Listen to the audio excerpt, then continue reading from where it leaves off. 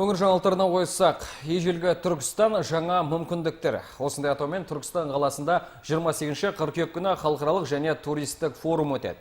Сауда-экономикалық ынтымақтастықты дамыту мен шетелдік инвесторларды тартуға бағытталған іс-шараға 250-ден астам шетелдік компания өкілдері қатыспақ. Бұл туралы бүгін оңтүстік ақпараттық орталығында облыс әкімінің орынбасары Ербол Ташреков мәлімдеді. Бұл өңіріміздің инвестициялық әлеуетін көтеретін халықаралық деңгейдегі тұңғыш іс-шара. Жуырда ғана елбасы Қырғызстанда өткен түркітілдес мемлекеттері кеңесінің саммитінде барша жұртты Түркістан қаласының құрылысына атсалысуға шақырғанды.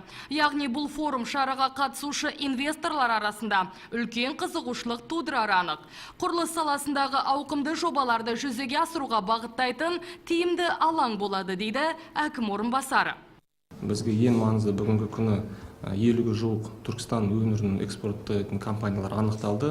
Сол барлық экспорттық компаниялармен енді бірге Түркістан инвесті және Рис Максимді жобалық арнайы топ жұмыс істеп, бағана айтқандай 24 сағат тәулігінде барлық проблема сұрақтарын шешетін болады. Себебі бүгінгі күні бізге мысалға шындап айтқанда ірі инвесторлар шақырғанда трансұлттық компаниялар, халықаралық компаниялардың біздің нарықтарымыз, мысалы, Қазақстан өзіне тоқтай кетсек, мысалы 17 миллионнан астам, Евразияда 180 миллион. Жалпы бұл бізді келісім сөздер жүргізгенде трансұлттық компаниялар бізге 500 миллионға дейін нарыққа шығу сондай жолдан сұрайды. Сондықтан бізге қазір сол экспортқа ең басты, сол экспортқа жол ашу.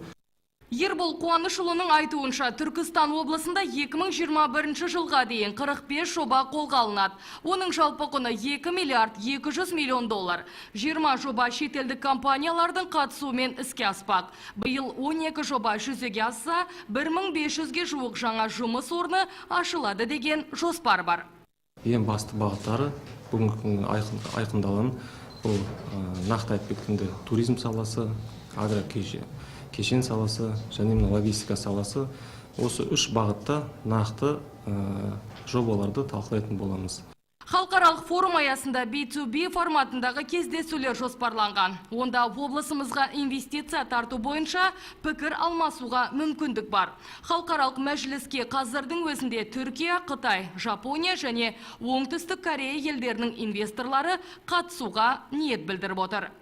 Ақмарал Көпжасарова, Әли Мәлік Нұршүгіт Барпиев, Тұран Ньюс.